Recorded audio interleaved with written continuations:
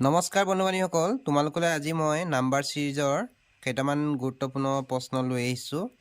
তাৰ প্ৰথম কুৱেশ্যনটো হৈছে 23, 28, 34, 41, 49 আৰু ইয়াৰ নেক্সট কোনটো হ'ব?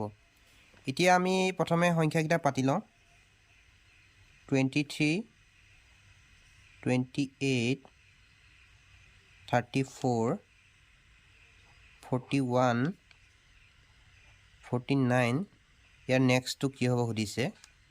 তো এতিয়া চাওক, প্ৰথমে আমি 23ৰ পৰা 28লৈ কিমান যোগ হৈছে?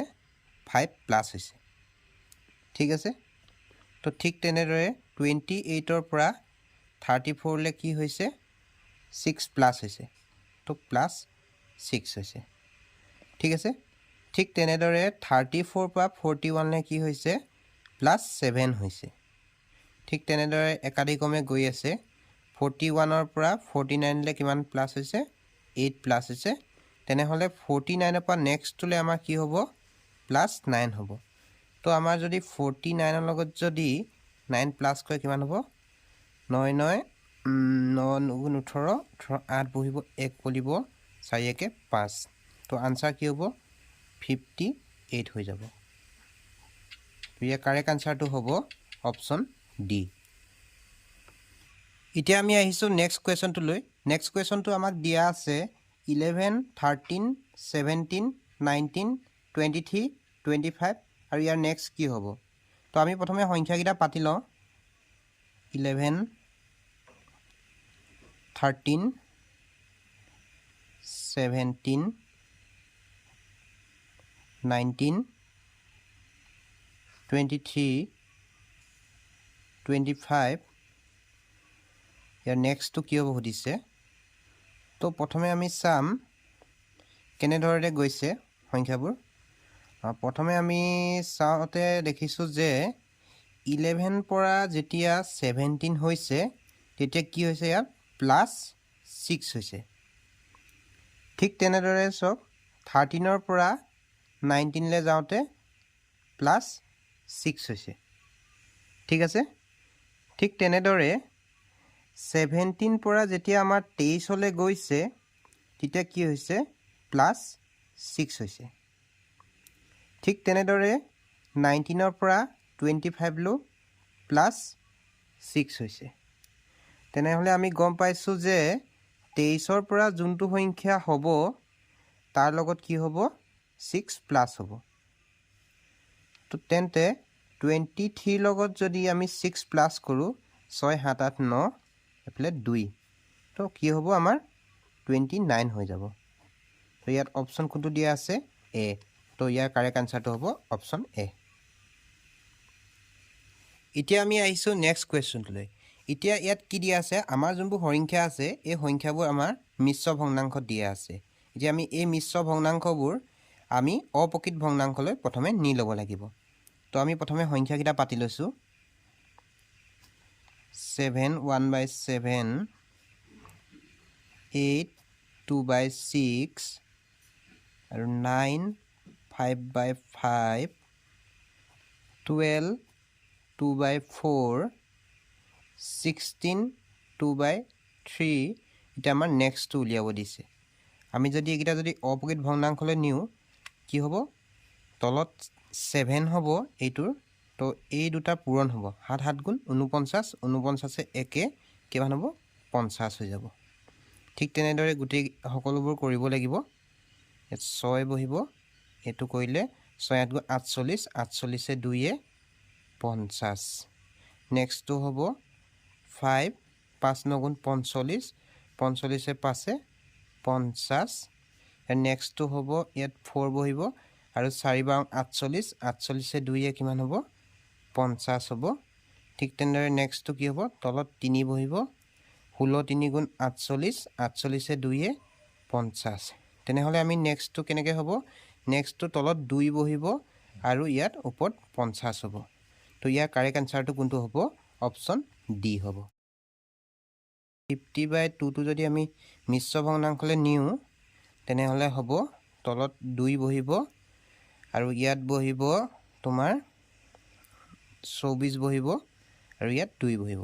2 24 48 48 2 50 তো ইয়াৰ কাৰেক্ট আনসাৰটো ডি হৈ গ'ল এতিয়া আহিছো আমি নেক্সট কোৱেশ্যনটোলৈ ইয়াত সংখ্যাকেইটা দিয়া আছে 15 27 12 প্ৰশ্নবোধক দিয়া আছে 9 আৰু 33 তো ইয়াত প্ৰথমে আমি সংখ্যাকেইটা পাতি লৈছো ইয়াত দিয়া আছে 15 তাৰ পিছত দিয়া আছে আমাৰ 27 তাৰ পিছত দিয়া আছে 12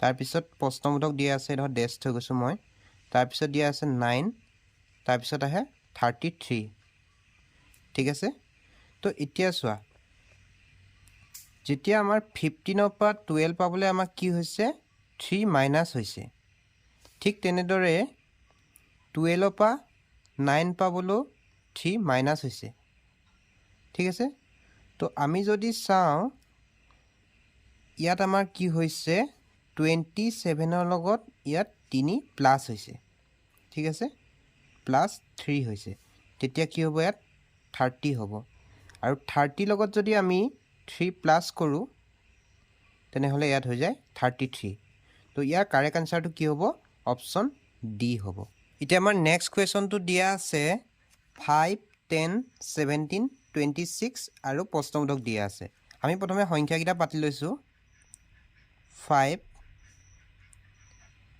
10 17 26 আৰু ইয়াত প্ৰশ্নবোধক দিয়া আছে তো ইয়াত আমাৰ কি হৈছে চোৱা 5 ৰ পৰা যেতিয়া 10 পাইছে তেতিয়া কি হৈছে 5 প্লাস হৈছে আৰু ইয়াৰ পৰা 10 ৰ পৰা যেতিয়া 17 হৈছে তেতিয়া কি হৈছে 7 প্লাস হৈছে আৰু 17 পৰা যেতিয়া 26 পাইছে তেতিয়া কি হৈছে 9 প্লাস হৈছে মানে 2 2 কে বাঢ়ি গৈছে 5 6 7 হৈছে আৰু 7 ৰ পিছত 9 হৈছে আৰু 9 ৰ পিছত তেনেহলে কিমান হ'ব ইয়াত প্লাস প্লাস 11 হ'ব তো যদি আমি 26 লগত 11 প্লাস কৰো তেনেহলে কিমান হ'ব 6 আৰু 1 7 হ'ব 2 1 3 হ'ব তো মানে ইয়াত হ'ব আনসাৰটো 37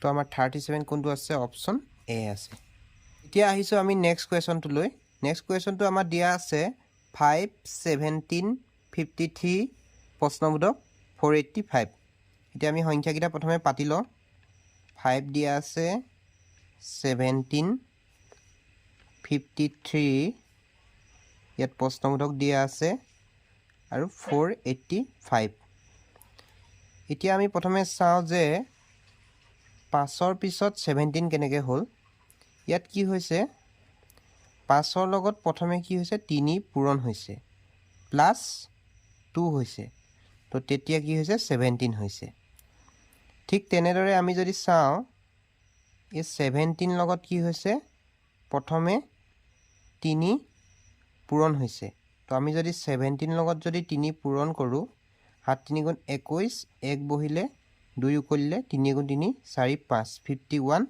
ইয়াৰ আকৌ 2 প্লাস হৈছে তো মানে কি হৈছে ইয়াৰ 2 প্লাস হতে 53 হৈছে ঠিক তেনেদৰে যদি আমি পুনৰ চাওঁ 53 লগত 3 পূৰণ হৈছে আৰু প্লাস 2 হৈছে যদি আমি যদি 53 লগত 3 পূৰণ কৰো 3 3 গুণ 9 5 3 গুণ 15 159 প্লাস 2 এতিয়া কি হ'ব 9 আৰু 2 যোগ কৰিলে 11 হ'ব 11 1 1 উকলিব 5 আৰু 1 6 হ'ল 161 হ'ল ঠিক আছে ইয়াত আমি পাতি লৈছো 161 যদি আমি নেক্সটটো চাওঁ তেনেদৰে তো 161 লগত 3 পূৰণ হৈছে প্লাস 2 হৈছে যদি আমি 161 লগত 3 পূৰণ কৰো 3 গুণ 3 6 3 গুণ 18 8 বহিলে 1 উকলিলে 3 গুণ 3 উকলাকে 4 ইয়াৰ লগত যদি 2 যোগ কৰো তেনেহলে 3 4 5 বহিলে আৰু 8 এফালে নামি আহিলে আৰু 485 ঠিক আছে তেনেহলে আমি ইয়াৰ আনসাৰটো কি পালো 161 তো অপচন কোনটো দিয়া আছে ডি তো ইয়াৰ কাৰেক্ট আনসাৰটো হ'ব অপচন ডি এতিয়া আমি আহিছো হেখৰটো কোৱেশ্যন লৈ ইয়াত সংখ্যাবোৰ আমাৰ দিয়া আছে 0 1 2 5 26 আৰু প্ৰশ্নবোধক দিয়া আছে প্ৰথমে আমি সংখ্যাকেইটা পাতি লৈছো 0 1 2 5 26 আৰু প্ৰশ্নবোধক এতিয়া 0 পৰা যেতিয়া 1 হৈছে কেনেদৰে হৈছে আমি চাওঁ প্ৰথমে তো 0 লগত আমাৰ কি হৈছে প্ৰথমে 1 পূৰণ হৈছে প্লাস 1 হৈছে মানে যিটো সংখ্যা আছে হেতু লগত হিমানে পূৰণ হৈছে আৰু তাৰ লগত 1 যোগ হৈছে ঠিক তেনেদৰে আমি সেকেন্ডটো যদি চাওঁ 1 পৰা 2 কেনেকৈ হ'ল তো 1 লগত 1 পূৰণ হৈছে আৰু প্লাস 1 হৈছে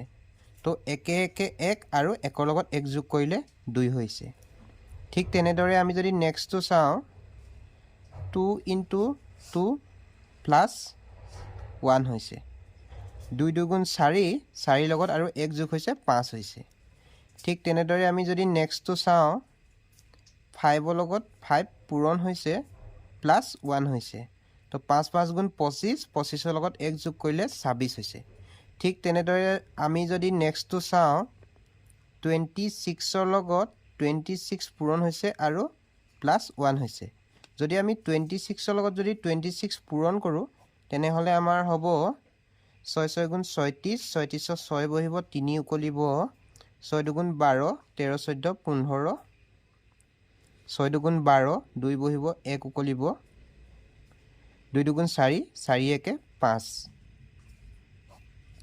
এতিয়া আমি যোগ কৰি লওঁ 6 5 6 7 5 1 6 ইয়াৰ লগত আকৌ পুনৰ কি হৈছিলে 1 যোগ হৈছিলে তো 1 যদি আমাৰ যোগ হয় তেনেহলে হ'ব 677 তো এতিয়া আমাৰ কোনটো অপচন হ'ব option B is the correct answer আমাৰ নাম্বাৰ সিৰিজৰ পাৰ্ট 1 পাৰ্ট 2 সকলোবোৰ ভিডিও আপোনালোকে প্লেলিষ্টত পাব ঠিক আছে আজিলৈ আহিছো ধন্যবাদ